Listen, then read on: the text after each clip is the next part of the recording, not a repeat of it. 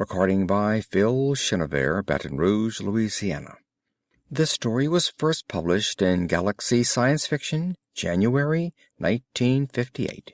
The World That Couldn't Be, by Clifford D. Simak. Chapter 1. The tracks went up one row and down another, and in those rows the voa plants had been sheared off an inch or two above the ground. The raider had been methodical. It had not wandered about haphazardly, but had done an efficient job of harvesting the first 10 rows on the west side of the field. Then, having eaten its fill, it had angled off into the bush.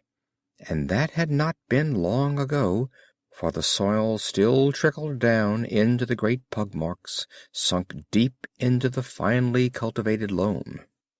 Somewhere a sawmill bird was whirring through a log, and down in one of the thorn-choked ravines a choir of chatterers was clicking through a ghastly morning song. It was going to be a scorcher of a day. Already the smell of desiccated dust was rising from the ground, and the glare of the newly risen sun was dancing off the bright leaves of the hula trees, making it appear as if the bush were filled with a million flashing mirrors. Gavin Duncan hauled a red bandana from his pocket and mopped his face. "No, mister," pleaded Zakara, the native foreman of the farm. "You cannot do it, mister. You do not hunt a scyther." "The hell I don't," said Duncan, but he spoke in English and not the native tongue. He stared out across the bush, a flat expanse of sun-cured grass interspersed with thickets of hula scrub and thorn and occasional groves of trees, crisscrossed by treacherous ravines and spotted with infrequent water-holes. It would be murderous out there, he told himself, but it shouldn't take too long. The beast probably would lay up shortly after its pre-dawn feeding, and he'd overhaul it in an hour or two. But if he failed to overhaul it, then he must keep on. "Dangerous," Zakara pointed out. "No one hunts the scyther." "I do," Duncan said, speaking now in the native language. "I hunt anything that damages my crop. A few nights more of this and there would be nothing left." Jamming the bandana back into his pocket, he tilted his hat lower across his eyes against the sun. "It might be a long chase, mister. It is the scone season now. If you were caught out there—" "Now listen," Duncan told it sharply. "Before I came, you'd feast one day, then starve for days on end. And now you eat each day. And you like the doctoring. Before, when you got sick, you died. Now you get sick, I doctor you, and you live. You like staying in one place instead of wandering all around." "Mister, we like all this," said Zakara, "but we do not hunt the scyther." "If we do not hunt the scyther, we lose all this," Duncan pointed out. "If we don't make a crop, I'm licked. I'll have to go away. Then what happens to you?" "We will grow the corn ourselves." "That's a laugh," said Duncan, "and you know it is. If I didn't kick your backsides all day long, you wouldn't do a lick of work. If I leave, you go back to the bush. Now, let's go and get that scyther." "But it is such a little one, mister. It is such a young one. It is scarcely worth the trouble. It would be a shame to kill it." "Probably just slightly smaller than a horse," thought Duncan, watching the native closely. "It's scared," he told himself. "It's scared dry and spitless." "Besides, it must have been most hungry. Surely, mister, even a scyther has the right to eat." "Not from my crop," said Duncan savagely. "You know why we grow the voa, don't you? You know it is great medicine.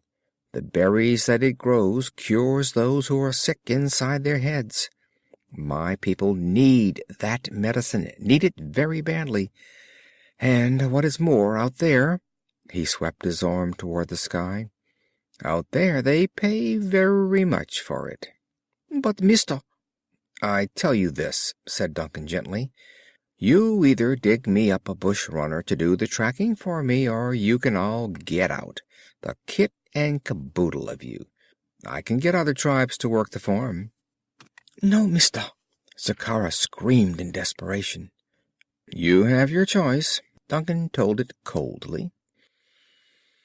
He plodded back across the field toward the house. Not much of a house as yet. Not a great deal better than a native shack. But some day it would be, he told himself. Let him sell a crop or two and he'd build a house that would really be a house. It would have a bar and swimming pool and a garden filled with flowers, and at last, after years of wandering, he'd have a home and broad acres, and everyone, not just one lousy tribe, would call him Mister. Gavin Duncan, planter, he said to himself, and liked the sound of it. Planter on the planet Lanyard. But not if the Scytha came back night after night and ate the Vua plants. He glanced over his shoulder and saw that Zakhara was racing for the native village. Call their bluff, Duncan informed himself with satisfaction. He came out of the field and walked across the yard, heading for the house. One of Shotwell's shirts was hanging on the clothesline, limp in the breathless morning. Damn the man, thought Duncan. Out here mucking around with those stupid natives, always asking questions, always underfoot. Although, to be fair about it, that was Shotwell's job. That was what the sociology people had sent him out to do. Duncan came up to the shack, pushed the door open, and entered. Shotwell, stripped to the waist, was at the wash-bench. Breakfast was cooking on the stove, with an elderly native acting as cook. Duncan strode across the room and took down the heavy rifle from its peg. He slapped the action open, slapped it shut again. Shotwell reached for a towel. "What's going on?" he asked. "Scytha got into the field." "Scytha?" "A kind of animal," said Duncan. "It ate 10 rows of Vua." "Big? Little? What are its characteristics?" The native began putting breakfast on the table. Duncan walked to the table, laid the rifle across one corner of it, and sat down. He poured a brackish liquid out of a big stew pan into their cups. God, he thought, what I would give for a cup of coffee. Shotwell pulled up his chair. "You didn't answer me. What is a Scytha like?" "I wouldn't know," said Duncan. "Don't know? But you're going after it, looks like, and how can you hunt it if you don't know—" "Track it. The thing tied to the other end of the trail is sure to be the Scytha. We'll find out what it's like once we catch up with it." "We?" "The natives will send up someone to do the tracking for me. Some of them are better than a dog. Look, Gavin, I've put you to a lot of trouble, and you've been decent with me. If I can be any help, I would like to go." "Two make better time than three, and we have to catch this Scytha fast, or it might settle down to an endurance contest." "All right, then. Tell me about the Scytha." Duncan poured porridge gruel into his bowl, handed the pan to Shotwell. "It's a sort of special thing. The natives are scared to death of it. You hear a lot of stories about it. Said to be unkillable. It's always capitalized, always a proper noun. It's been reported at different times from widely scattered places." "No one's ever bagged one?" "Not that I've heard of." Duncan patted the rifle. "Let me get a bead on it."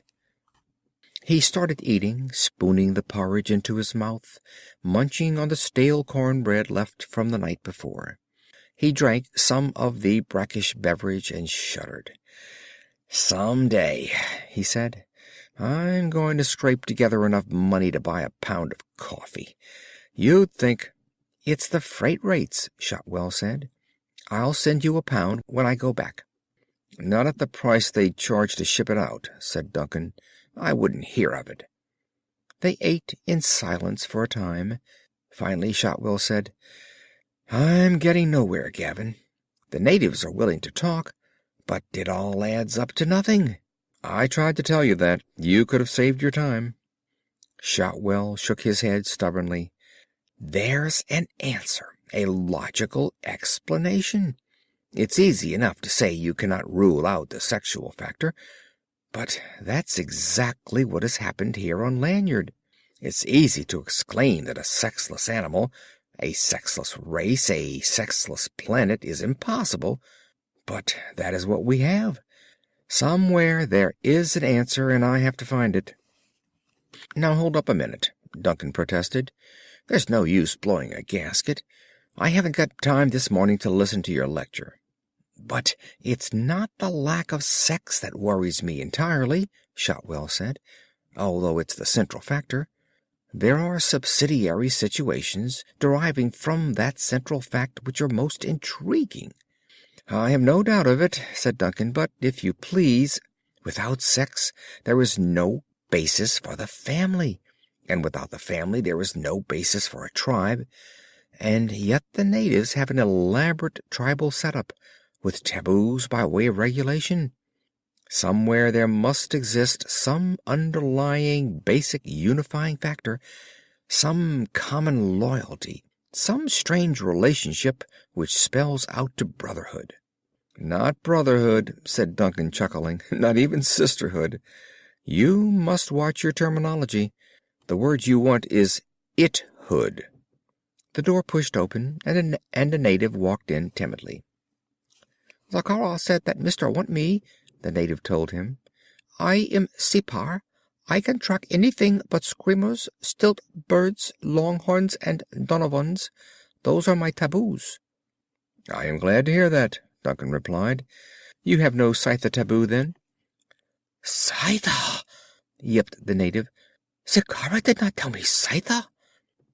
Duncan paid no attention. He got up from the table and went to the heavy chest that stood against one wall. He rummaged in it and came out with a pair of binoculars, a hunting knife, and an extra drum of ammunition. At the kitchen cupboard he rummaged once again, filling a small leather sack with a gritty powder from a can he found. "Rockahominy," he explained to Shotwell. "Emergency rations thought up by the primitive North American Indians. Parched corn, ground fine. It's no feast exactly, but it keeps a man going." "You figure you'll be gone that long?" "Maybe overnight. I don't know. Won't stop until I get it. Can't afford to. It could wipe me out in a few days." "Good hunting," Shotwell said. "I'll hold the fort." Duncan said to Sipar, "Quit sniveling and come on." He picked up the rifle, settled it in the crook of his arm. He kicked open the door and strode out. Sipar followed meekly. Chapter 2. Duncan got his first shot late in the afternoon of that first day. In the middle of the morning, 2 hours after they had left the farm, they had flushed the Scytha out of its bed in a thick ravine, but there had been no chance for a shot. Duncan saw no more than a huge black blur fade into the bush. Through the bake-oven afternoon they had followed its trail, Sipar tracking and Duncan bringing up the rear, scanning every piece of cover with the sun-hot rifle always held at ready. Once they had been held up for 15 minutes while a massive donovan tramped back and forth, screaming, trying to work up its courage for attack. But after a quarter hour of showing off, it decided to behave itself and went off at a shuffling gallop. Duncan watched it go with a lot of thankfulness. It could soak up a lot of lead, and for all its awkwardness, it was handy with its feet once it set itself in motion. Donovans had killed a lot of men in the 20 years since Earthmen had come to Lanyard. With the beast gone, Duncan looked around for Sipar. He found it fast asleep beneath a hula shrub. He kicked the native awake with something less than gentleness, and they went on again. The bush swarmed with other animals, but they had no trouble with them. Separ, despite its initial reluctance, had worked well at the trailing. A misplaced bunch of grass, a twig bent to one side, a displaced stone, the faintest pug mark were Separ's stock in trade. It worked like a lithe, well-trained hound. This bush country was its special province. Here it was at home. With the sun dropping toward the west, they had climbed a long, steep hill, and as they neared the top of it, Duncan hissed at Separ. The native looked back over its shoulder in surprise. Duncan made motions for it to stop tracking. The native crouched, and as Duncan went past it, he saw that a look of agony was twisting its face. And in the look of agony he thought he saw as well a touch of pleading and a trace of hatred. It's scared, just like the rest of them, Duncan told himself. But what the native thought or felt had no significance. What counted was the beast ahead. Duncan went the last few yards on his belly, pushing the gun ahead of him, the binoculars bumping on his back. Swift, vicious insects ran out of the grass and swarmed over his hands and arms, and one got on his face and bit him. He made it to the hilltop and lay there looking at the sweep of land beyond. It was more of the same, more of the blistering, dusty slogging, more of thorn and tangled ravine and awful emptiness.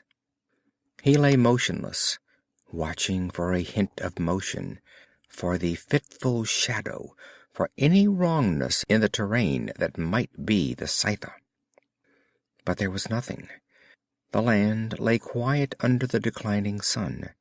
Far on the horizon, a herd of some sort of animals was grazing, but there was nothing else. Then he saw the motion, just a flicker on the knoll ahead, about halfway up. He laid the rifle carefully on the ground and hitched the binoculars around. He raised them to his eyes and moved them slowly back and forth. The animal was there where he had seen the motion. It was resting, looking back along the way that it had come, watching for the first sign of its trailers. Duncan tried to make out the size and shape, but it blended with the grass and the dun soil, and he could not be sure exactly what it looked like.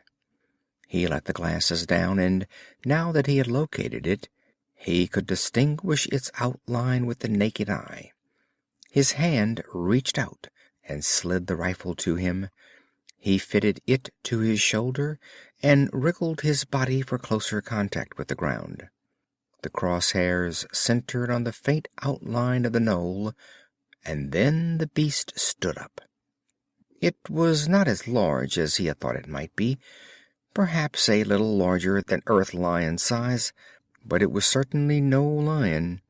It was a square set thing and black and inclined to lumpiness, and it had an awkward look about it, but there were strength and ferociousness as well. Duncan tilted the muzzle of the rifle so that the crosshairs centered on the massive neck. He drew in a breath and held it, and began the trigger squeeze. The rifle bucked hard against his shoulder, and the report hammered in his head, and the beast went down. It did not lurch or fall, it simply melted down and disappeared, hidden in the grass. Dead center, Duncan assured himself.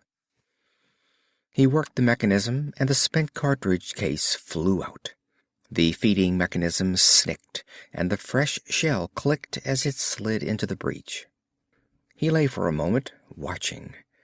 And on the knoll where the thing had fallen, the grass was twitching as if the wind was blowing, only there was no wind.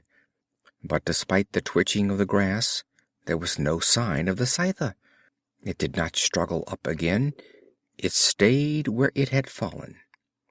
Duncan got to his feet, dug out the bandana, and mopped his face. He heard the soft thud of the step behind him and turned his head. It was the tracker. "It's all right, Separ," he said. You can quit worrying. I got it. We can go home now." It had been a long, hard chase, longer than he had thought it might be, but it had been successful, and that was the thing that counted. For the moment, the yuca crop was safe. He tucked the bandana back into his pocket, went down the slope, and started up the knoll. He reached the place where the scythe had fallen. There were 3 small gouts of torn, mangled fur and flesh lying on the ground, and there was nothing else. He spun around and jerked his rifle up. Every nerve was screamingly alert. He swung his head, searching for the slightest movement, for some shape or color that was not the shape or color of the bush or grass or ground. But there was nothing. The heat droned in the hush of afternoon. There was not a breath of moving air, but there was danger, a saw-toothed sense of danger close behind his neck. "Separ!" he called in a tense whisper. "Watch out!" The native stood motionless, unheeding, its eyeballs rolling up until there was only white, while the muscles stood out along his throat like straining ropes of steel. Duncan slowly swiveled, rifle held almost at arm's length, elbows crooked a little, ready to bring the weapon into play in a fraction of a second. Nothing stirred. There was no more than emptiness, the emptiness of sun and molten sky, of grass and scraggy bush, of a brown and yellow land stretching into foreverness. Step by step, Duncan covered the hillside and finally came back to the place where the native squatted on its heels and moaned, rocking back and forth, arms locked tightly across its chest, as if it tried to cradle itself in a sort of illusory comfort. The Earthman walked to the place where the scythe had fallen and picked up, one by one, the bits of bleeding flesh. They had been mangled by his bullet. They were limp and had no shape. And it was queer, he thought. In all his years of hunting, over many planets, he had never known a bullet to rip out hunks of flesh. He dropped the bloody pieces back into the grass and wiped his hand on his thighs. He got up a little stiffly. He'd found no trail of blood leading through the grass, and surely the animal with a hole of that size would leave a trail. And as he stood there upon the hillside, with the bloody fingerprints still wet and glistening upon the fabric of his trousers, he felt the first cold touch of fear, as if the fingertips of fear might momentarily, almost casually, have trailed across his heart. He turned around and walked back to the native, reached down and shook it. "Snap out of it," he ordered. He expected pleading, cowering, terror, but there was none. Separ got swiftly to its feet and stood looking at him, and there was, he thought, an odd glitter in its eyes. "Get going," Duncan said. "We still have a little time. Start circling and pick up the trail. I will cover you." He glanced at the sun. An hour and a half still left, maybe as much as 2. There might still be time to get this buttoned up before the fall of night. A half-mile beyond the knoll, Separ picked up the trail again, and they went ahead. But now they traveled more cautiously, for any bush, any rock, any clump of grass might conceal the wounded beast. Duncan found himself on edge and cursed himself savagely for it. He'd been in tight spots before. This was nothing new to him. There was no reason to get himself tensed up. It was a deadly business, sure, but he had faced others calmly and walked away from them. It was those frontier tales he'd heard about the scythe, the kind of superstitious chatter that one always hears on the edge of unknown land. He gripped the rifle tighter and went on. No animal, he told himself, was unkillable. Half an hour before sunset, he called a halt when they reached a brackish water-hole. The light soon would be getting bad for shooting. In the morning he'd take up the trail again, and by that time the scyther would be at an even greater disadvantage. It would be stiff and slow and weak. It might even be dead. Duncan gathered wood and built a fire in the lee of a thorn bush thicket. Separ waded out with the canteens and thrust them at arm's length beneath the surface to fill them. The water still was warm and evil-tasting, but it was fairly free of scum, and a thirsty man could drink it.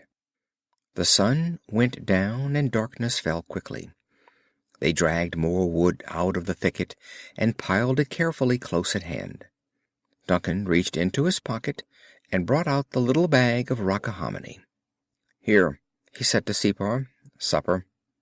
The native held one hand cupped, and Duncan poured a little mound into its palm. "Thank you, mister," Separ said. "Food giver?" "Huh?" asked Duncan, then caught what the native meant. "Dive into it," he said almost kindly. "It isn't much, but it gives you strength. We'll need strength tomorrow." Food giver, eh? Trying to butter him up, perhaps. In a little while Separ would start whining for him to knock off the hunt and head back for the farm. Although, come to think of it, he really was the food giver to this bunch of sexless wonders. Corn, thank God, grew well on the red and stubborn soil of Lanyard. Good old corn from North America. Fed to hogs, made into corn pone for breakfast back on Earth, and here on Lanyard, the staple food crop for a gang of shiftless varmints who still regarded, with some good solid skepticism and round-eyed wonder, this unorthodox idea that one should take the trouble to grow plants to eat rather than go out and scrounge for them. Corn from North America, he thought, growing side by side with the vua of Lanyard. And that was the way it went. Something from one planet and something from another, and still something further from a third, and so was built up through the wide social confederacy of space a truly cosmic culture which in the end, in another 10,000 years or so, might spell out some way of life with more sanity and understanding than was evident today. He poured a mound of rockahominy into his own hand and put the bag back into his pocket. "Separ." "Yes, mister." "You were not scared today when the Donovan threatened to attack us?" "No, mister. The Donovan would not hurt me." "I see. You said the Donovan was taboo to you. Could it be that you, likewise, are taboo to the Donovan?" "Yes, mister. The Donovan and I grew up together." "Oh, so that's it," said Duncan. He put a pinch of parched and powdered corn into his mouth and took a sip of brackish water. He chewed reflectively on the resultant mash.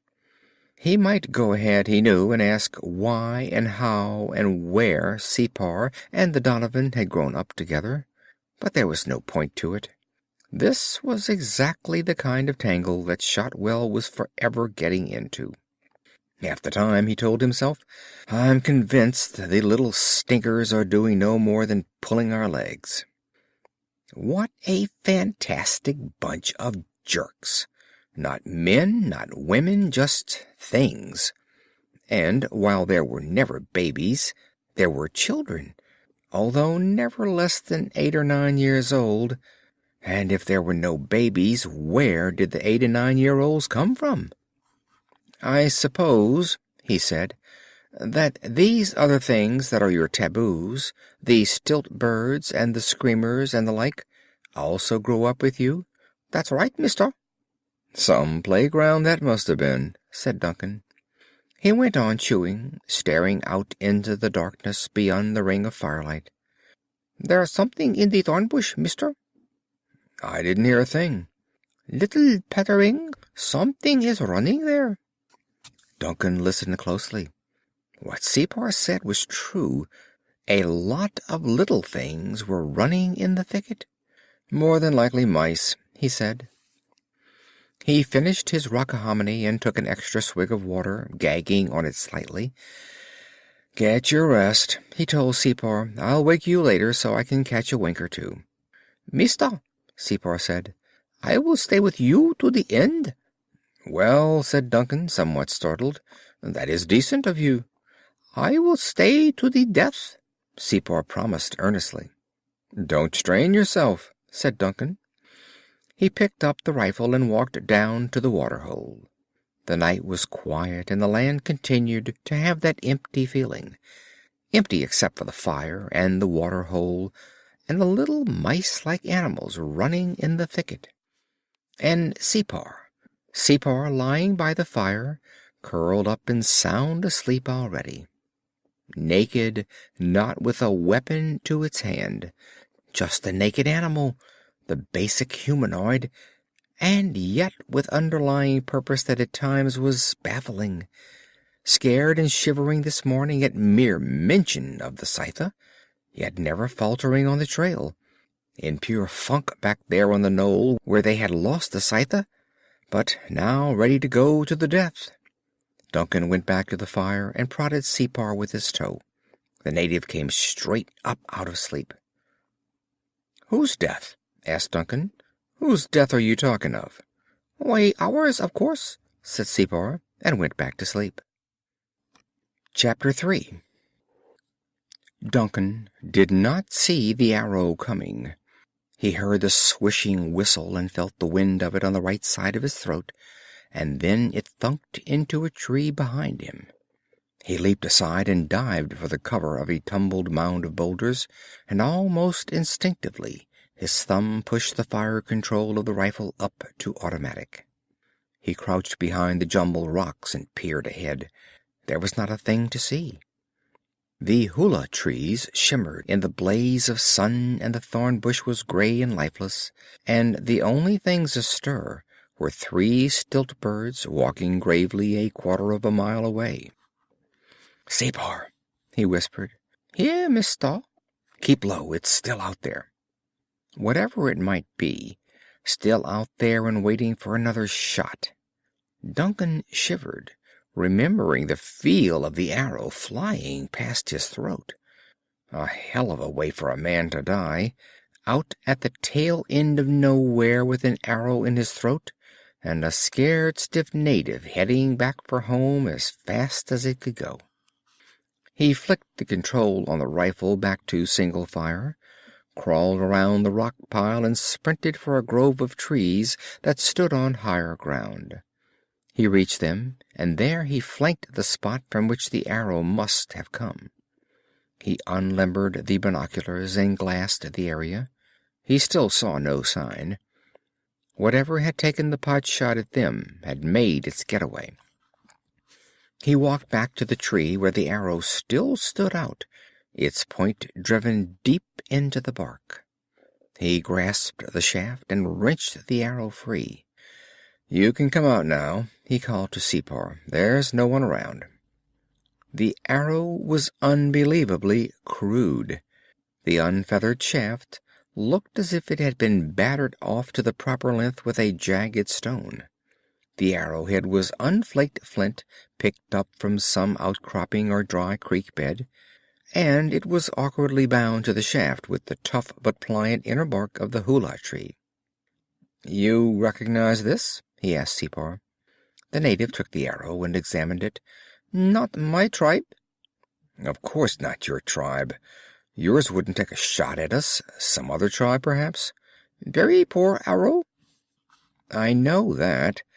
But it could kill you just as dead as if it were a good one. Do you recognize it?" "No tribe made this arrow," Separ declared. "Child, maybe?" "What would child do way out here?" "That's what I thought, too," said Duncan. He took the arrow back, held it between his thumbs and forefingers, and twirled it slowly, with a terrifying thought nibbling at his brain. It couldn't be. It was too fantastic. He wondered if the sun was finally getting him, that he had thought of it at all. He squatted down and dug at the ground with the makeshift arrow point. "Separ, what do you actually know about the Scytha?" "Nothing, mister. Scared of it is all." "We aren't turning back. If there's something that you know, something that would help us." It was as close as he could come to begging aid. It was further than he had meant to go. He should not have asked at all, he thought angrily.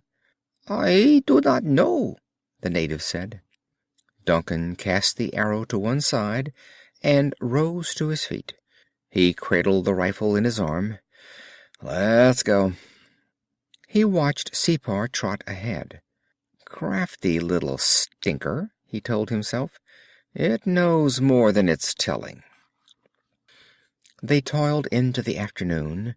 It was, if possible, hotter and drier than the day before. There was a sense of tension in the air. No, that was rot. And even if there were, a man must act as if it were not there. If he let himself fall prey to every mood out in this empty land, he only had himself to blame for whatever happened to him. The tracking was harder now. The day before, the Scyther had only run away, straight line fleeing to keep ahead of them, to stay out of their reach. Now it was becoming tricky. It backtracked often in an attempt to throw them off. Twice in the afternoon the trail blanked out entirely, and it was only after long searching that Separ picked it up again, in one instance a mile away from where it had vanished in thin air. That vanishing bothered Duncan more than he would admit. Trails do not disappear entirely. Not when the terrain remains the same, not when the weather is unchanged. Something was going on. Something, perhaps, that Separ knew far more about than it was willing to divulge. He watched the native closely, and there seemed nothing suspicious. It continued at its work. It was, for all to see, the good and faithful hound. Late in the afternoon, the plain on which they had been traveling suddenly dropped away. They stood poised on the brink of a great escarpment, and looked far out to great tangled forests and a flowing river. It was like suddenly coming into another and beautiful room that one had not expected. This was new land, never seen before by any Earthman, for no one had ever mentioned that somewhere to the west a forest lay beyond the bush. Men coming in from space had seen it, probably, but only as a different color marking on the planet. To them it made no difference. But to the men who lived on Lanyard, to the planter and the trader, the prospector and the hunter, it was important. And I, thought Duncan with a sense of triumph, am the man who found it. "Mister!" "Now what?" "Out there, schoon." "I don't—" "Out there, mister, across the river." Duncan saw it then, a haze in the blueness of the rift, a puff of copper moving very fast. And as he watched, he heard the far-off keening of the storm, a shiver in the air rather than a sound. He watched in fascination as it moved along the river, and saw the boiling fury it made out of the forest. It struck and crossed the river, and the river for a moment seemed to stand on end, with a sheet of silvery water splashed toward the sky. Then it was gone as quickly as it had happened, and there was a tumbled slash across the forest where the churning winds had traveled. Back at the farm, Zakhara had warned him of the schoon. This was the season for them, it had said, and a man caught in one wouldn't have a chance. Duncan let his breath out slowly. "Bad," said Separ. "Yes, very bad. "Heat fast, no warning." "What about the trail?" asked Duncan. "Did the Scyther—" Separ nodded downward. "Can we make it before nightfall?" "I think so," Separ answered. It was rougher than they had thought. Twice they went down blind trails that pinched off, with sheer rock faces opening out into drops of hundreds of feet, and were forced to climb again and find another way. They reached the bottom of the escarpment as the brief twilight closed in, and they hurried to gather firewood. There was no water, but a little was still left in their canteens, and they made do with that. After their scant meal of rockahominy, Separ rolled himself into a ball and went to sleep immediately. Duncan sat with his back against a boulder which, one day long ago, had fallen from the slope above them, but was now half buried in the soil that through the ages had kept sifting down. 2 days gone, he told himself. Was there, after all, some truth in the whispered tales that made the rounds back at the settlements, that no one should waste his time in tracking down the Scytha, because a Scytha was unkillable? Nonsense, he told himself. And yet the hunt had toughened, the trail become more difficult, the Scytha a much more cunning and elusive quarry. Where it had run from them the day before, now it fought to shake them off. And if it did that the second day, why had it not tried to throw them off the first? And what about the third day, tomorrow? He shook his head. It seemed incredible that an animal would become more formidable as the hunt progressed. But that seemed to be exactly what was happening. More spooked, perhaps, more frightened. Only the Scytha did not act like a frightened beast. It was acting like an animal that was gaining savvy and determination, and that was somehow frightening. From far off to the west, toward the forest and the river, came the laughter and the howling of a pack of screamers. Duncan leaned his rifle against the boulder and got up to pile more wood on the fire. He stared out into the western darkness, listening to the racket. He made a wry face and pushed a hand absent-mindedly through his hair. He put out a silent hope that the screamers would decide to keep their distance. They were something a man could do without. Behind him, a pebble came bumping down the slope. It thudded to a rest just short of the fire. Duncan spun around. Foolish thing to do, he thought, to camp so near the slope. If something big should start to move, they'd be out of luck. He stood and listened. The night was quiet. Even the screamers had shut up for the moment. Just one rolling rock, and he had his hackles up. He'd have to get himself in hand. He went back to the boulder, and as he stooped to pick up the rifle, he heard the faint beginning of a rumble. He straightened swiftly to face the scarp that blotted out the star-strewn sky, and the rumble grew. In one leap he was at Separ's side. He reached down and grasped the native by an arm, jerked it erect, held it on its feet. Separ's eyes snapped open, blinking in the firelight. The rumble had grown to a roar, and there were thumping noises as of heavy boulders bouncing, and beneath the roar, the silky, ominous rustle of sliding soil and rock. Separ jerked its arm free of Duncan's grip and plunged into the darkness. Duncan whirled and followed. They ran stumbling in the dark, and behind them the roar of the sliding, bouncing rock became a throaty roll of thunder that filled the night from brim to brim. As he ran, Duncan could feel, in dread anticipation, the gusty breath of hurtling debris blowing on his neck, the crushing impact of a boulder smashing into him, the engulfing flood of tumbling talus snatching at his legs. A puff of blowing dust came out and caught them, and they ran, choking as well as stumbling. Off to the left of them, a mighty chunk of rock chugged along the ground in jerky, almost reluctant fashion. Then the thunder stopped, and all one could hear was the small slitherings of the lesser debris as it trickled down the slope. Duncan stopped running and slowly turned around. The campfire was gone, buried, no doubt, beneath tons of overlay, and the stars had paled because of the great cloud of dust which still billowed up into the sky. He heard Separ moving near him and reached out a hand, searching for the tracker, not knowing exactly where it was. He found the native, grasped it by the shoulder, and pulled it up beside him. Separ was shivering.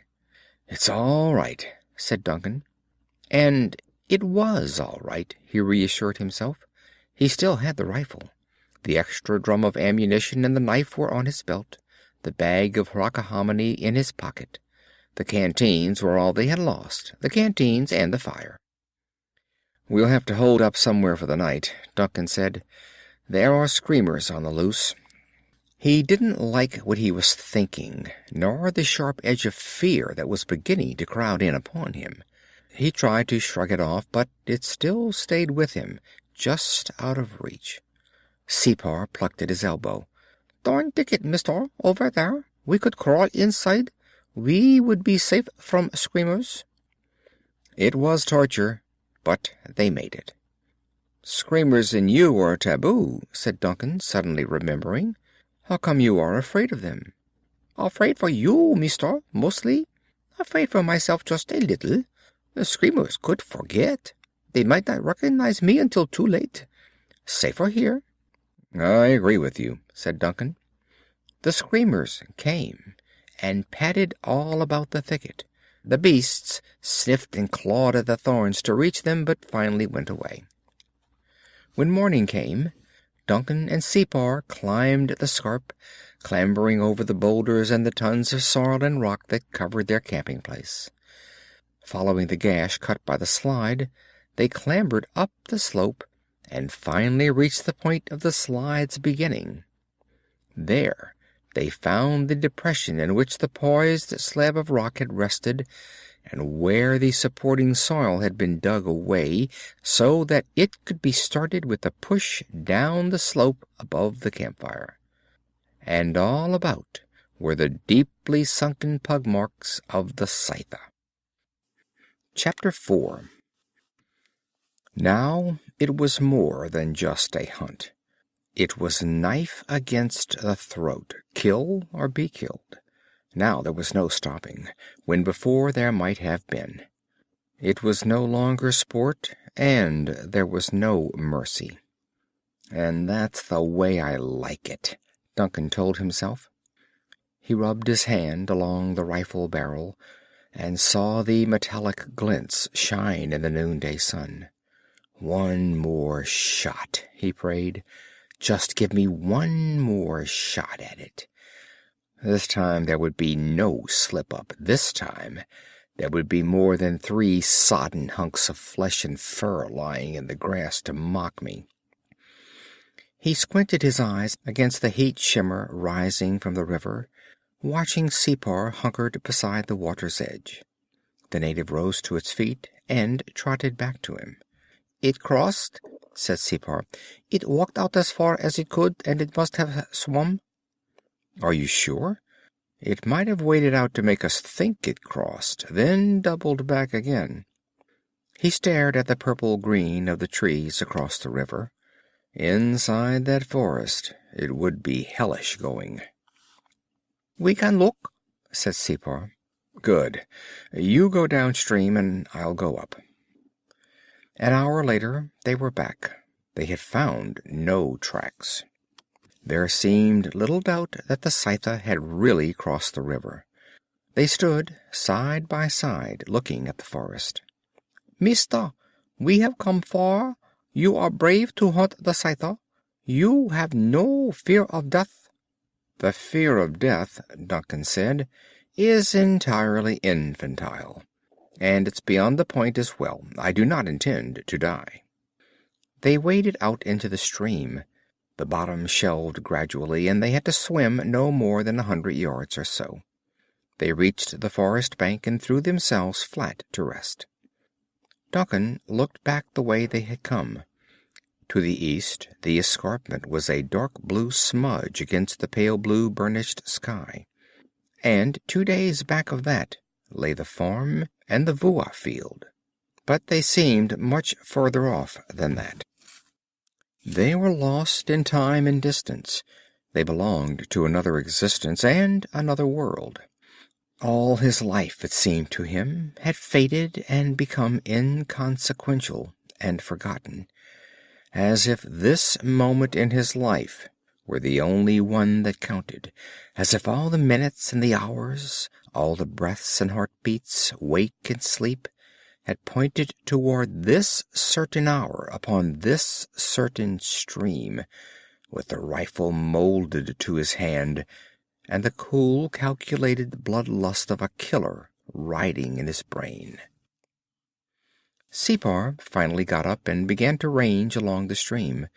Duncan sat up and watched. Scared to death, he thought, and yet it stayed with me. At the campfire that first night, it had said it would stick to the death, and apparently it had meant exactly what it said. It's hard, he thought, to figure out these jokers. Hard to know what kind of mental operation, what seethings of emotion, what brand of ethics, and what variety of belief and faith go to make them and their way of life. It would have been so easy for Separ to have missed the trail and swear it could not find it. Even from the start, it could have refused to go. Yet, fearing, it had gone. Reluctant, it had trailed. Without any need for faithfulness and loyalty, it had been loyal and faithful. But loyal to what? Duncan wondered. To him, the outlander and intruder? Loyal to itself? Or perhaps, although that seemed impossible, faithful to the Scytha. What does Separ think of me? He asked himself. And maybe more to the point, what do I think of Separ? Is there a common meeting ground? Or are we, despite our humanoid forms, condemned forever to be alien and apart? He held the rifle across his knees and stroked it, polishing it, petting it, making it even more closely a part of him, an instrument of his deadliness, an expression of his determination to track and kill the Scytha. Just another chance, he begged, just 1 second, or even less, to draw a steady bead. That is all I want, all I need, all I ask. Then he could go back across the days that he had left behind him, back to the farm and field, back into that misty other life from which he had been so mysteriously divorced, but which in time undoubtedly would become real and meaningful again. Separ came back. I found the trail. Duncan heaved himself to his feet. Good. They left the river and plunged into the forest, and there the heat closed in more mercilessly than ever. Humid, stifling heat that felt like a soggy blanket wrapped tightly round the body. The trail lay plain and clear. The Scytha now, it seemed, was intent upon piling up a lead without recourse to evasive tactics. Perhaps it had reasoned that its pursuers would lose some time at the river, and it may have been trying to stretch out that margin even further. Perhaps it needed that extra time, he speculated, to set up the necessary machinery for another dirty trick. Separ stopped and waited for Duncan to catch up. Your knife, mister? Duncan hesitated. What for? I have a thorn in my foot, the native said. I have to get it out. Duncan pulled the knife from his belt and tossed it. Separ caught it deftly. Looking straight at Duncan, with the flicker of a smile upon its lips, the native cut its throat. Chapter 5. He should go back, he knew it. Without the tracker he didn't have a chance. The odds were now with the Scytha, if indeed they had not been with it from the very start. Unkillable? Unkillable because it grew in intelligence to meet emergencies? Unkillable because, pressed, it could fashion a bow and arrow, however crude? Unkillable because it had a sense of tactics, like rolling rocks at night upon its enemy? Unkillable because a native tracker would cheerfully kill itself to protect the Scytha?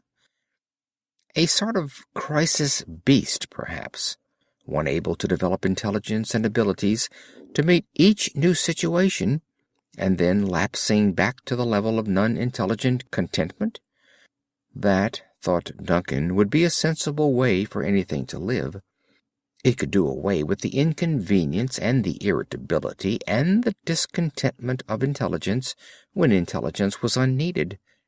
But the intelligence and the abilities which went with it would be there, safely tucked away, where no one could reach in and get them, like a necklace or a gun, something to be used or to be put away as the case might be.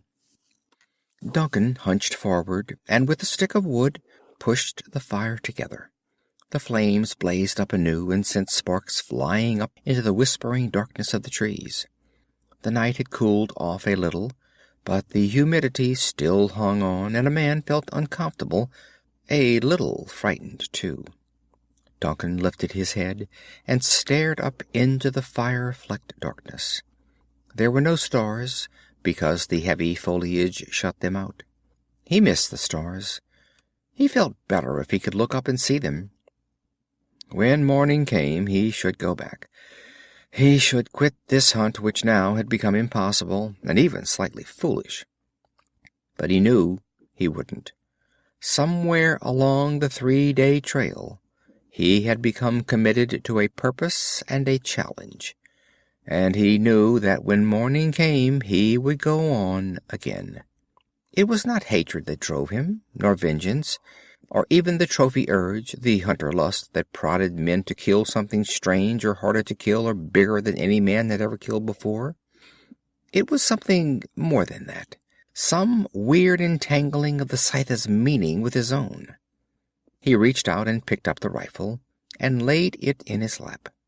Its barrel gleamed dully in the flickering campfire light, and he rubbed his hand along the stock as other men might stroke a woman's throat.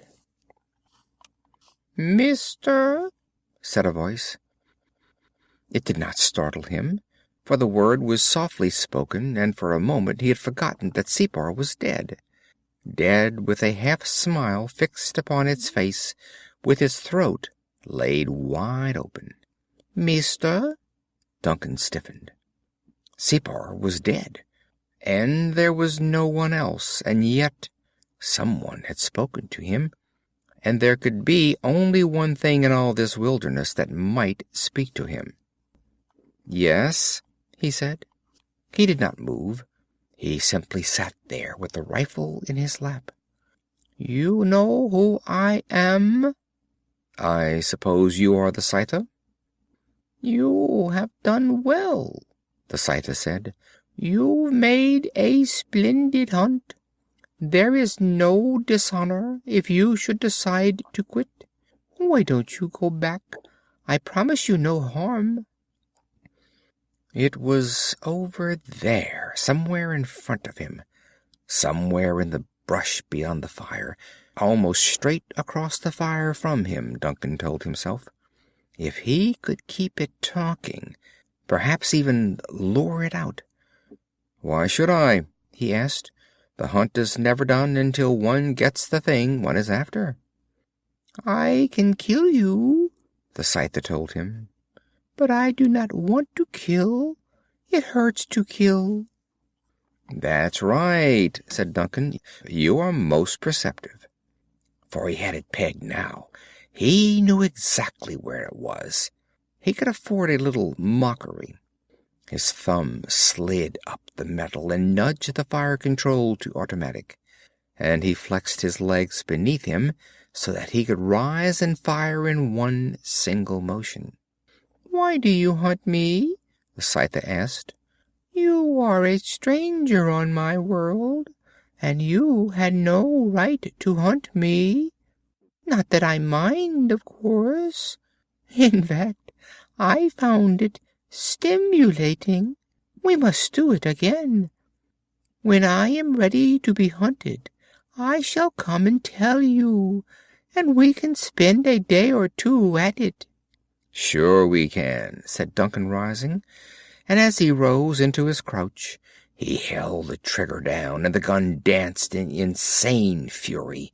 the muzzle flare a flickering tongue of hatred, and the hail of death hissing spitefully in the underbrush. "Any time you want to," yelled Duncan gleefully, "I'll come and hunt you. You say the word and I'll be on your tail. I might even kill you. How do you like it, chump?"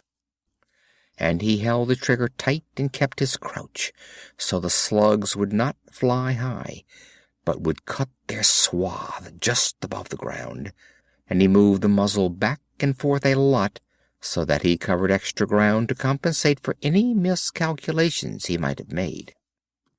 The magazine ran out, and the gun clicked empty, and the vicious chatter stopped. Powder smoke drifted softly in the campfire light, and the smell of it was perfume in the nostrils, and in the underbrush many little feet were running, as if 1,000 frightened mice were scurrying from catastrophe. Duncan unhooked the extra magazine from where it hung upon his belt, and replaced the empty one.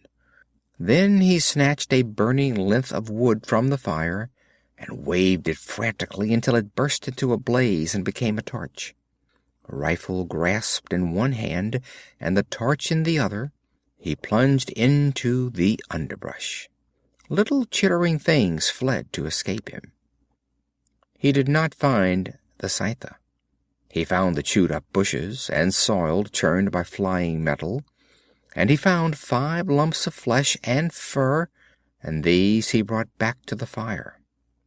Now the fear that had been stalking him, keeping just beyond his reach, walked out from the shadows and hunkered by the campfire with him.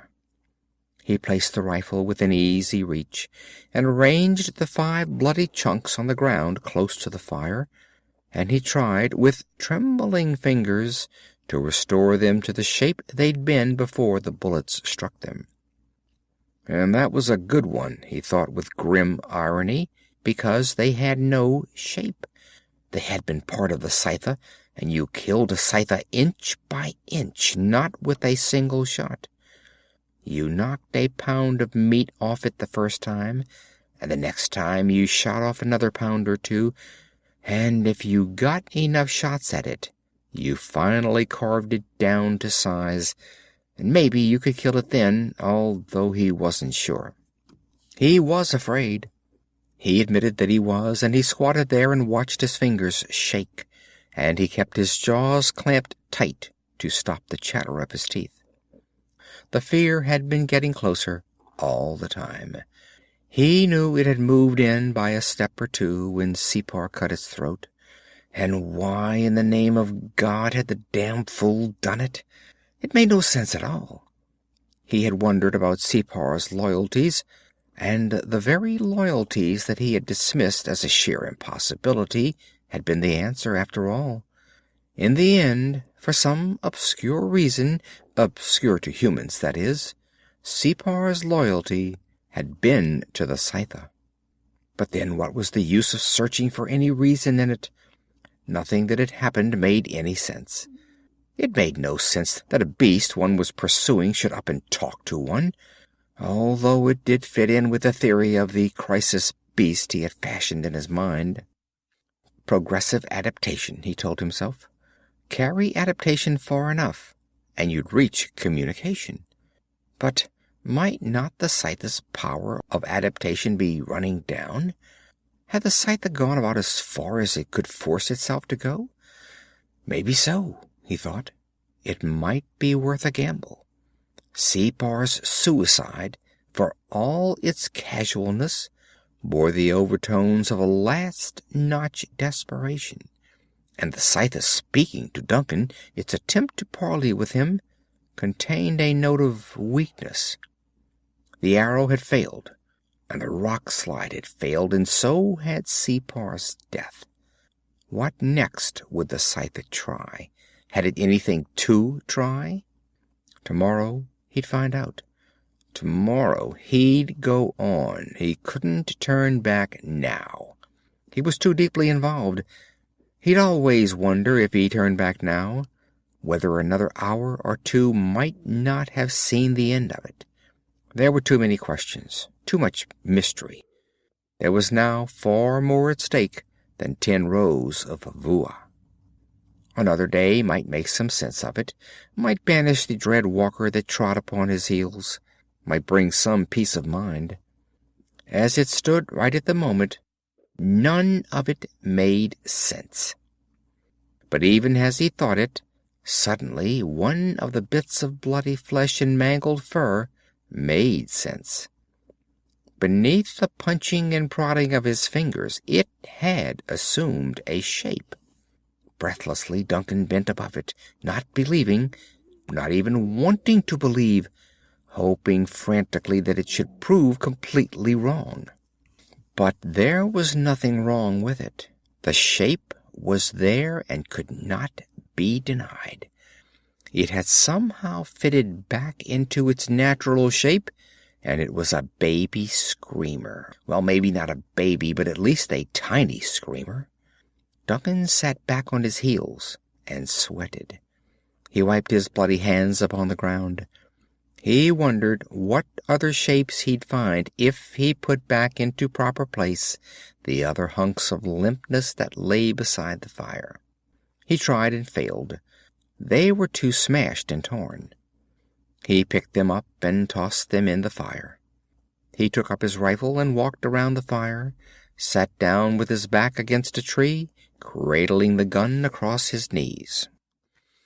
Those little scurrying feet, he wondered, like the scampering of 1,000 busy mice. He had heard them twice, that first night in the thicket by the waterhole, and again tonight. And what could the Scytha be? Certainly not the simple, uncomplicated, marauding animal he had thought to start with. A hive beast? A host animal? A thing masquerading in many different forms? Shotwell, trained in such deductions, might make a fairly accurate guess, but Shotwell was not here. He was at the farm, fretting, more than likely, over Duncan's failure to return. Finally, the first light of morning began to filter through the forest, and it was not the glaring, clean white light of the open plain and bush, but a softened, diluted, fuzzy green light to match the smothering vegetation. The night noises died away, and the noises of the day took up. The sawings of unseen insects, the screechings of hidden birds, and something far away began to make a noise that sounded like an empty barrel falling slowly down a stairway. What little coolness the night had brought dissipated swiftly, and the heat clamped down, a breathless, relentless heat that quivered in the air. Circling, Duncan picked up the Scytha trail not more than 100 yards from the camp. The beast had been traveling fast. The pug marks were deeply sunk and widely spaced. Duncan followed as rapidly as he dared. It was a temptation to follow at a run to match the Scytha's speed, for the trail was plain and fresh, and it fairly beckoned. And that was wrong, Duncan told himself. It was too fresh, too plain, almost as if the animal had gone to endless trouble so that the human could not miss the trail. He stopped his trailing and crouched beside a tree and studied the tracks ahead. His hands were too tense upon the gun, his body keyed too high and fine. He forced himself to take slow, deep breaths. He had to calm himself. He had to loosen up. He studied the tracks ahead. 4 bunched pug marks, then a long leap interval, then 4 more bunched tracks, and between the sets of marks the forest floor was innocent and smooth. Too smooth, perhaps. Especially the third one from him. Too smooth and somehow artificial, as if someone had patted it with gentle hands to make it unsuspicious. Duncan sucked his breath in slowly. Trap? Or was his imagination playing tricks on him? And if it were a trap, he would have fallen into it if he had kept on following as he had started out. Now there was something else, a strange uneasiness, and he stirred uncomfortably, casting frantically for some clue to what it was. He rose and stepped out from the tree with the gun at ready. What a perfect place to set a trap, he thought. One would be looking at the pug marks, never at the space between them, for the space between would be neutral ground, safe to stride out upon. "Oh, clever Scyther," he said to himself. "Oh, clever, clever Scyther." And now he knew what the other trouble was, the great uneasiness. It was the sense of being watched. Somewhere up ahead, the Scyther was crouched, watching and waiting, anxious or exultant, maybe even with laughter rumbling in its throat. He walked slowly forward until he reached the third set of tracks, and he saw that he had been right. The little area ahead was smoother than it should be. "Scyther!" he called. His voice was far louder than he had meant it to be, and he stood astonished and a bit abashed. Then he realized why it was so loud. It was the only sound there was. The forest suddenly had fallen silent. The insects and birds were quiet, and the thing in the distance had quit falling down the stairs. Even the leaves were silent. There was no rustle in them, and they hung limp upon their stems. There was a feeling of doom, and the green light had changed to a copper light, and everything was still. And the light was copper. Duncan spun around in panic. There was no place for him to hide.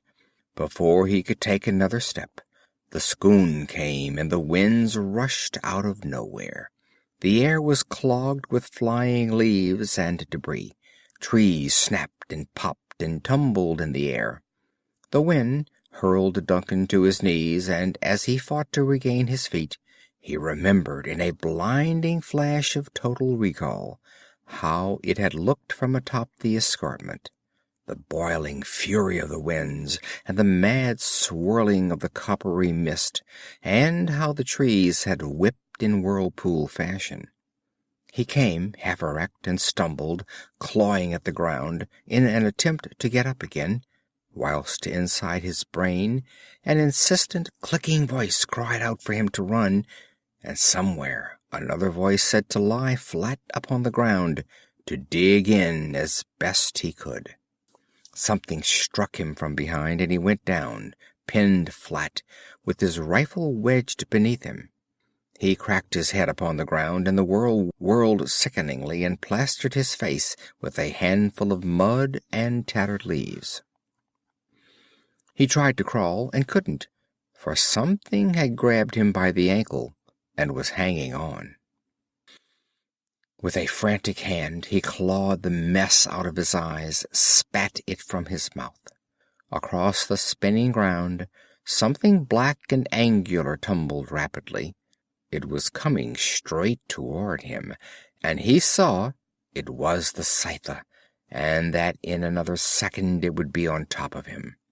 He threw up an arm across his face with the elbow crooked to take the impact of the wind-blown Scyther and to ward it off. But it never reached him. Less than a yard away, the ground opened up to take the Scyther, and it was no longer there. Suddenly the wind cut off, and the leaves once more hung motionless, and the heat clamped down again, and that was the end of it. The scoon had come and struck and gone. Minutes, Duncan wondered, or perhaps no more than seconds. But in those seconds the forest had been flattened, and the trees lay in shattered heaps. He raised himself on an elbow and looked to see what was the matter with his foot, and he saw that a fallen tree had trapped his foot beneath it. He tugged a few times experimentally. It was no use. Two close-set limbs, branching almost at right angles from the hole, had been driven deep into the ground, and his foot, he saw, had been caught at the ankle in the fork of the buried branches. The foot didn't hurt, not yet. It didn't seem to be there at all.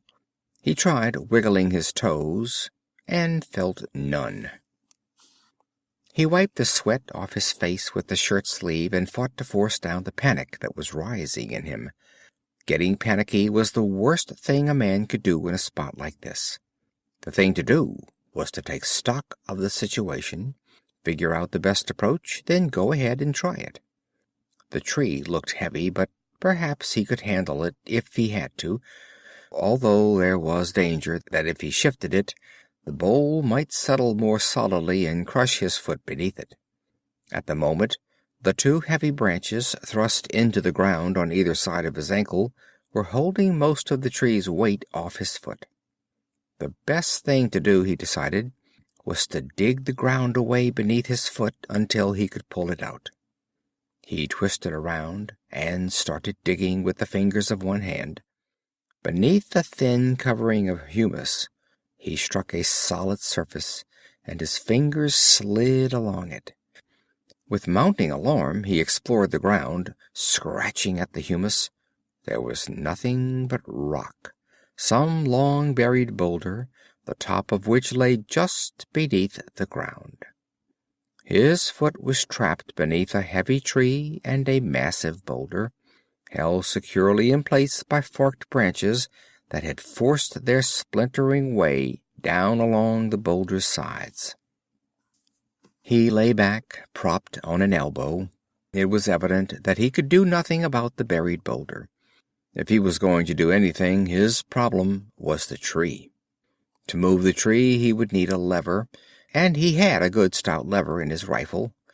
It would be a shame, he thought a little wryly, to use a gun for such a purpose, but he had no choice. He worked for an hour, and it was no good. Even with the rifle as a pry, he could not budge the tree. He lay back, defeated, breathing hard, wringing wet with perspiration. He grimaced at the sky.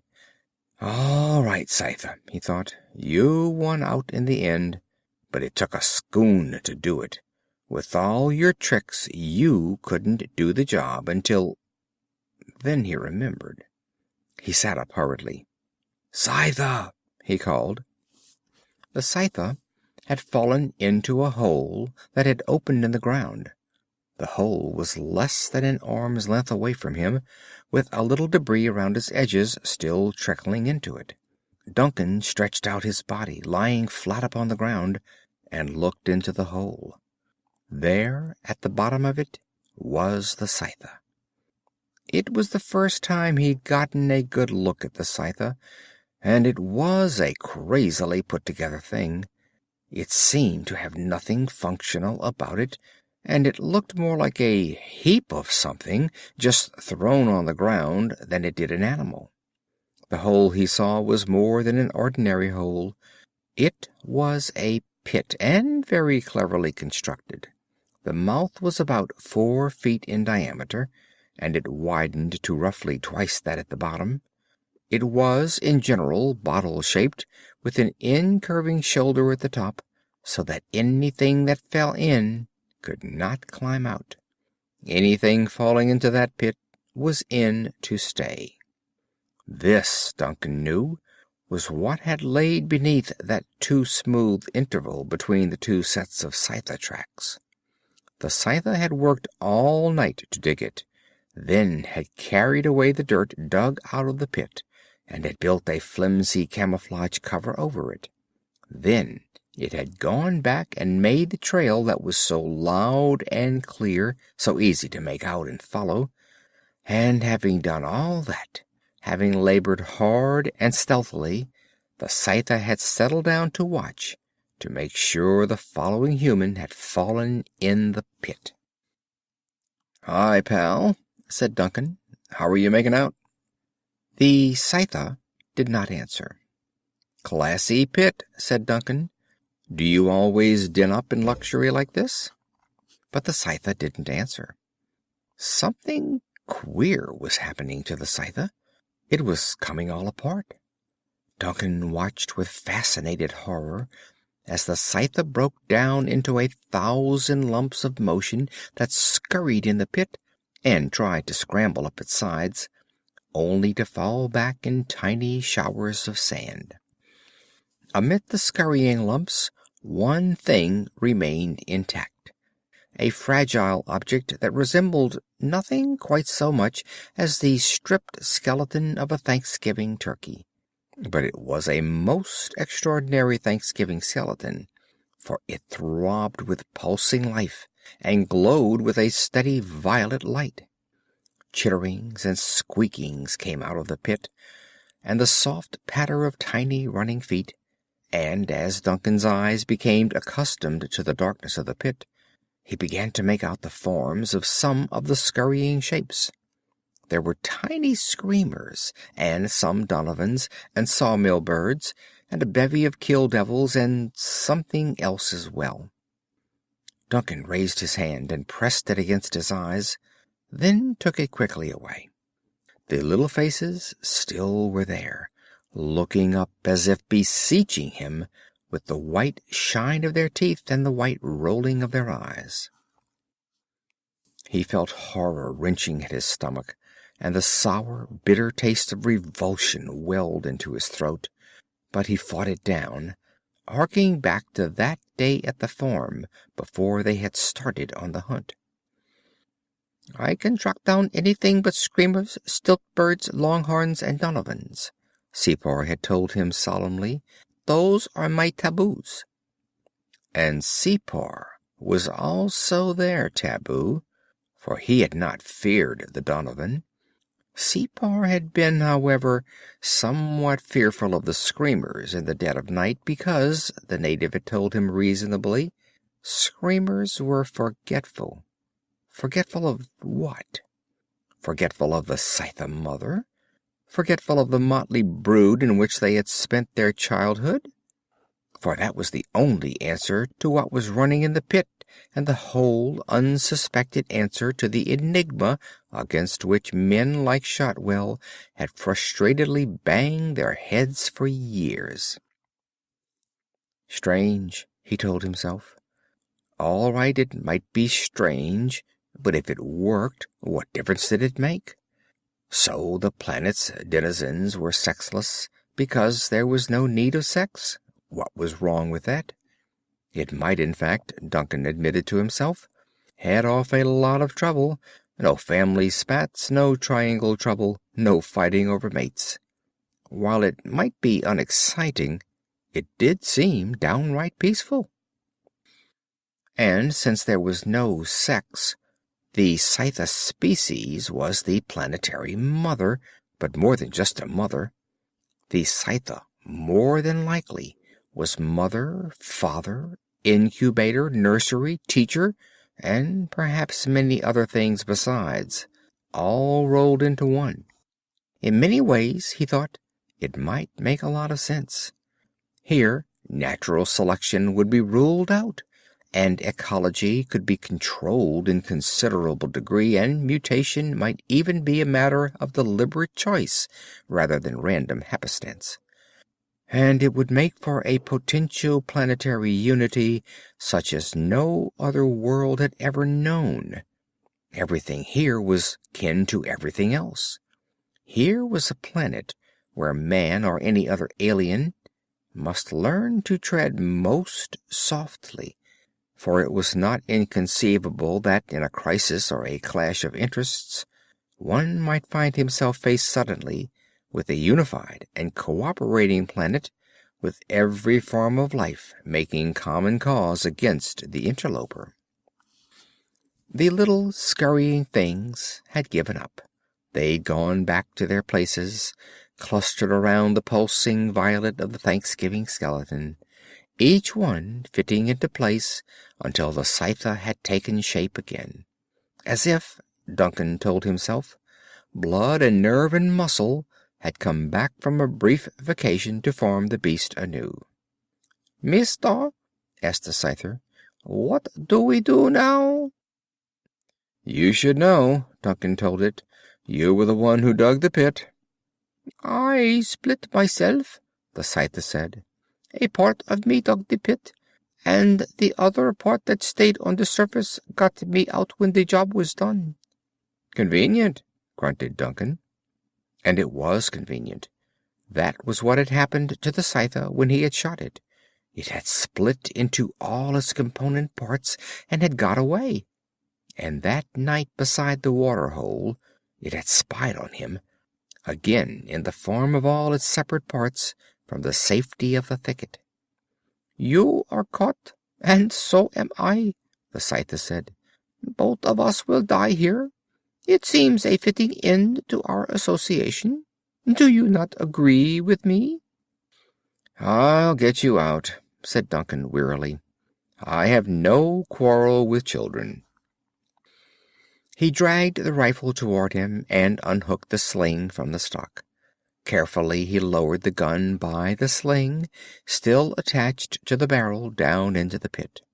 The Scythia reared up and grasped it with its forepaws. "Easy now," Duncan cautioned. "You're heavy.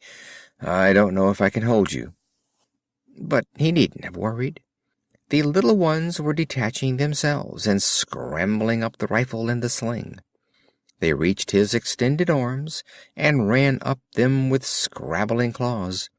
Little sneering screamers, and the comic stilt birds, and the mouse-sized kill devils that snarled at him as they climbed, and the little grinning natives, not babies, scarcely children, but small editions of full-grown humanoids, and the weird Donovan scampering happily. They came climbing up his arms and across his shoulders, and milled about on the ground beside him, waiting for the others.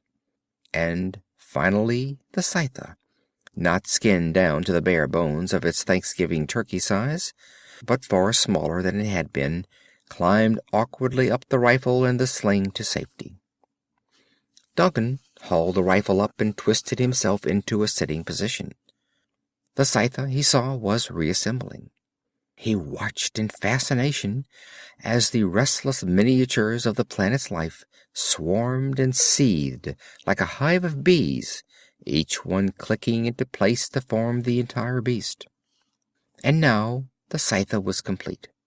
Yet small, still small, no more than lion size. "But it is such a little one," Sakkara had argued with him that morning at the farm. "It is such a young one." Such a young brood, no more than suckling infants, if suckling was the word, or even some kind of wild approximation. And through the months and years, the scythe would grow, with the growing of its diverse children, until it became a monstrous thing. It stood there looking at Duncan and the tree. "Now," said Duncan, "if you'll push on the tree, I think that between the two of us—" "It is too bad," the scythe said, and wheeled itself about. He watched it go, loping off. "Hey!" he yelled, but it didn't stop. He grabbed up the rifle and had it halfway to his shoulder before he remembered how absolutely futile it was to shoot at the scythe. He let the rifle down. "The dirty, ungrateful, double-crossing—" He stopped himself. There was no profit in rage. When you were in a jam, you did the best you could. You figured out the problem and you picked the course that seemed best, and you didn't panic at the odds. He laid the rifle in his lap and started to hook up the sling, and it was not till then that he saw the barrel was packed with sand and dirt. He sat numbly for a moment, thinking back to how close he had been to firing at the scythe. And if that barrel was packed hard enough or deep enough, he might have had an exploding weapon in his hands. He had used the rifle as a crowbar, which was no way to use a gun. That was one way, he told himself, that was guaranteed to ruin it. Duncan hunted around and found a twig and dug at the clogged muzzle, but the dirt was jammed too firmly in it, and he made little progress. He dropped the twig and was hunting for another stronger one, when he caught the motion in a nearby clump of brush. He watched closely for a moment, and there was nothing, so he resumed the hunt for a stronger twig. He found one, and started poking at the muzzle, and there was another flash of motion. He twisted around. Not more than 20 feet away, a screamer sat easily on its haunches. Its tongue was lolling out, and it had what looked like a grin upon its face. And there was another, just at the edge of the clump of brush where he had caught the motion first. There were others as well, he knew. He could hear them sliding through the tangle of fallen trees, could sense the soft padding of their feet. The executioners, he thought. The Scytha certainly had not wasted any time. He raised the rifle and rapped the barrel smartly on the fallen tree, trying to dislodge the obstruction in the bore, but it didn't budge. The barrel still was packed with sand. But no matter. He'd have to fire anyhow and take whatever chance there was.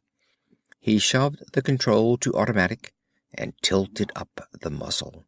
There were 6 of them now, sitting in a ragged row, grinning at him, not in any hurry. They were sure of him, and there was no hurry. He'd still be there when they decided to move in. And there were others on all sides of him. Once it started, he wouldn't have a chance. "It'll be expensive, gents," he told them. And he was astonished at how calm, how coldly objective he could be now that the chips were down. But that was the way it was, he realized. He thought, a while ago, how a man might suddenly find himself face to face with an aroused and cooperating planet. Maybe this was it in miniature. The Scytha had obviously passed the word along. Man back there needs killing. Go and get him. Just like that, for a Scytha would be the power here, a life force, the giver of life, the decider of life, the repository of all animal life on the entire planet. There was more than one of them, of course. Probably they had home districts, spheres of influence and responsibility mapped out. And each one would be a power supreme in its own district. Momism, he thought with a sour grin. Momism at its absolute peak. Nevertheless, he told himself, it wasn't too bad a system if you wanted to consider it objectively. But he was in a poor position to be objective about that or anything else. The screamers were inching closer, hitching themselves forward slowly on their bottoms. "I'm going to set up a deadline for you critters," Duncan called out. "Just 2 feet farther up to that rock, and I let you have it." He'd get all 6 of them, of course, but the shots would be the signal for the general rush by all those other animals slinking in the brush. If he were free, if he were on his feet, possibly he could beat them off, but pinned as he was, he didn't have a chance. It would be all over less than a minute after he opened fire. He might, he figured, last as long as that. The 6 inched closer, and he raised the rifle. But they stopped and moved no farther. Their ears lifted just a little as if they might be listening, and the grins dropped from their faces. They squirmed uneasily and assumed a look of guilt, and, like shadows, they were gone, melting away so swiftly that he scarcely saw them go. Duncan sat quietly, listening, but he could hear no sound. Reprieve, he thought, but for how long? Something had scared them off, but in a while they might be back. He had to get out of here, and he had to make it fast. If he could find a longer lever, he could move the tree. There was a branch slanting up from the top side of the fallen tree. It was almost 4 inches at the butt, and it carried its diameter well. He slid the knife from his belt and looked at it. Too small, too thin, he thought, to chisel through a 4-inch branch, but it was all he had. When a man was desperate enough, though, when his very life depended on it, he would do anything. He hitched himself along, sliding toward the point where the branch protruded from the tree. His pinned leg protested with stabs of pain as his body wrenched it around. He gritted his teeth and pushed himself closer. Pain slashed through his leg again, and he was still long inches from the branch. He tried once more, then gave up. He lay panting on the ground. There was just one thing left. He'd have to try to hack out a notch in the trunk just above his leg. No, that would be next to impossible, for he'd be cutting into the ward and twisted grain at the base of the supporting fork. Either that or cut off his foot, and that was even more impossible. A man would faint before he got the job done. It was useless. He knew he could do neither one. There was nothing he could do. For the first time, he admitted to himself he would stay here and die. Shotwell, back at the farm in a day or two, might set out hunting for him, but Shotwell would never find him, and anyhow, by nightfall, if not sooner, the screamers would be back. He laughed gruffly in his throat, laughing at himself. The Scyther had won the hunt hands down. It had used a human weakness to win, and then had used that same human weakness to achieve a viciously poetic vengeance. After all, what could one expect? One could not equate human ethics with the ethics of the Scyther. Might not human ethics in certain cases seem as weird and illogical, as infamous and ungrateful to an alien? He hunted for a twig and began working again to clean the rifle bore. A crashing behind him twisted him around, and he saw the Scyther. Behind the Scyther stalked a Donovan. He tossed away the twig and raised the gun. "No," said the Scyther sharply. The Donovan tramped purposefully forward, and Duncan felt the prickling of the skin across his back. It was a frightful thing. Nothing could stand before a Donovan. The screamers had turned tail and run when they had heard it a couple of miles or more away. The Donovan was named for the first known human to be killed by one. That first was only one of many. The roll of Donovan victims ran long, and no wonder, Duncan thought. It was the closest he had ever been to one of the beasts, and he felt a coldness creeping over him. It was like an elephant and a tiger and a grizzly bear wrapped in the self-same hide.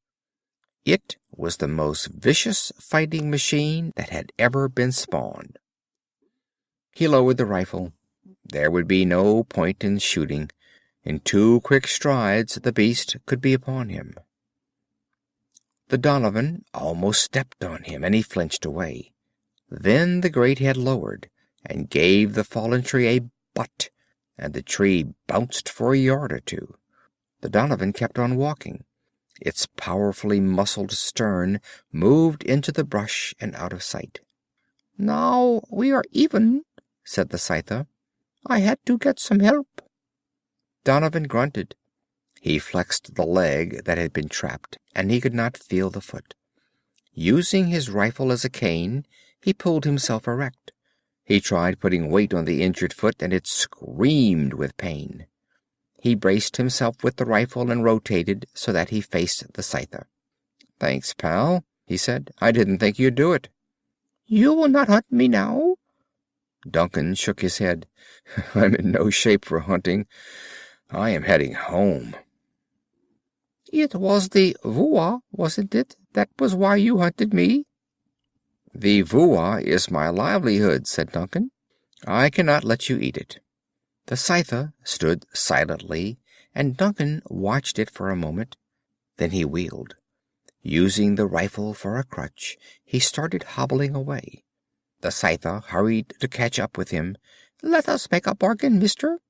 I will not eat the vua, and you will not hunt me. Is that fair enough?" "That is fine with me," said Duncan. "Let us shake on it." He put down a hand, and the Scyther lifted up a paw. They shook somewhat awkwardly, but very solemnly. "Now," the Scyther said, "I will see you home. The screamers would have you before you got out of the woods." Chapter 6. They halted on a knoll. Before them lay the farm, with the vua rows straight and green in the red soil of the fields. "You can make it from here," the Scyther said. "I am wearing thin. It is an awful effort to keep on being smart. I want to go back to ignorance and comfort."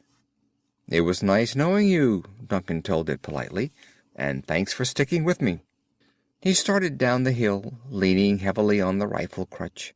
Then he frowned troubledly and turned back. "Look," he said, "you'll go back to animal again, then you will forget. One of these days you'll see all that nice tender voo-wah and—" "Very simple," said the Scyther. "If you find me in the voo-wah, just begin hunting me. With you after me, I will quickly get smart and remember once again, and it will be all right." "Sure," agreed Duncan. "I guess that will work." The Scyther watched him go stumping down the hill. Admirable, it thought. Next time I have a brood, I think I'll raise a dozen like him. It turned around and headed for the deeper brush. It felt intelligence slipping from it, felt the old uncaring comfort coming back again, but it glowed with anticipation, seethed with happiness at the big surprise it had in store for its new-found friend. "Won't he be happy and surprised when I drop them at his door?" it thought. "Will he be ever pleased?" End of The World That Couldn't Be by Clifford D. Simak. Read by Phil Chenevert in Baton Rouge, Louisiana, in October of 2013.